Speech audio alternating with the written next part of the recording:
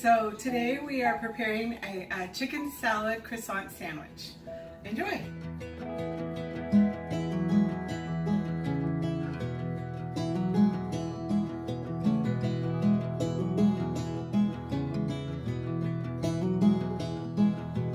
Good afternoon. I am preparing a chicken salad for a luncheon tomorrow at church. And obviously I have way too many ingredients for what you would be interested in, but I'm going to make a small batch to show you a nice chicken salad. This is 3 ribs of celery, half a shallot, a dime's worth chives, green chives, some fresh thyme, nice medium cluster of red seedless grapes. Because I'm in a hurry today, I went ahead and got a Costco rotisserie chicken. In my area, these are $5 for a large rotisserie chicken. You can't buy the raw chicken for that. Like, you can get the raw chicken, but then all the work and all of that. So a lot of work done for me already, and I'm going to debone that and then we'll come back. Okay, so I have deboned the chicken. Now I'm just going to give it a rough chop. I would say, no more than an inch.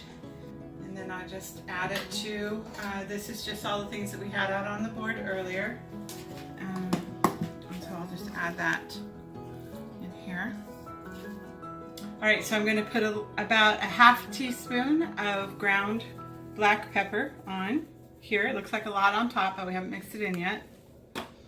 And I would say this is the table blend of the original Mrs. Dash. I like the seasoning very much. And so I would say, a half a teaspoon of that as well. I am not going to put in as much salt on this because the chicken has already been seasoned and it's highly flavorful already. So I'm going to be today here, and if you use a rotisserie chicken, I would advise that as well. You'll be seasoning the salt for just the dressing. So I would say about a half a teaspoon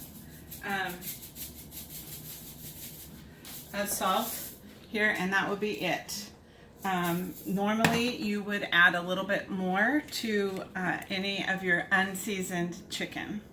Okay, so I'm going to do 2 heaping tablespoons of Hellmann's mayonnaise and 1 heaping tablespoon of sour cream. Now you're getting the home style version here because I tend to go a step at a time.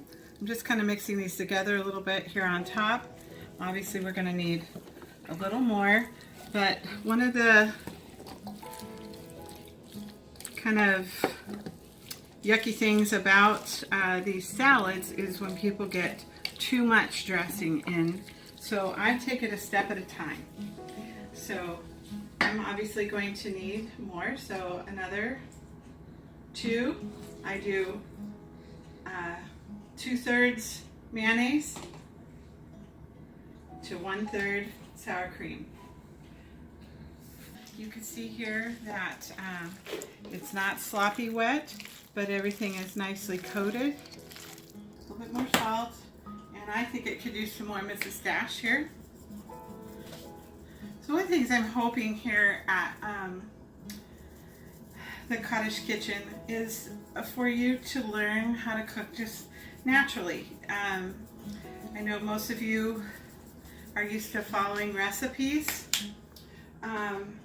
but like I've shared over at Grammie Chats, my blog, I was taught by my mom and my mother-in-law how to cook, but my mother gave me this great foundation that gave me confidence in the kitchen, so that by the time I met my mother-in-law, who was doing all this entertaining that I didn't do when I was young, I just had a real confidence to use ingredients, to pair things together, to try things that I've seen at a restaurant or you know, in other people's kitchens.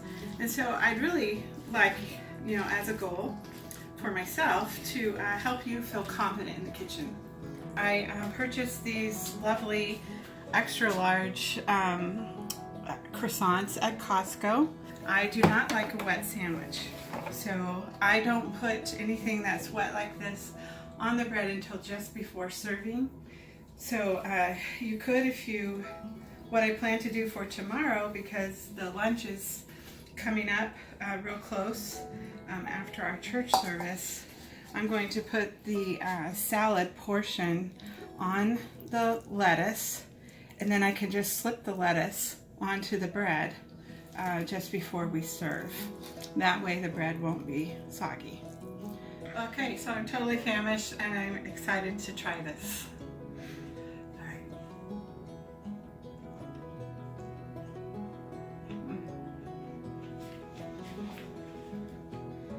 Excellent, excellent. Make sure you have enough grapes for every bite.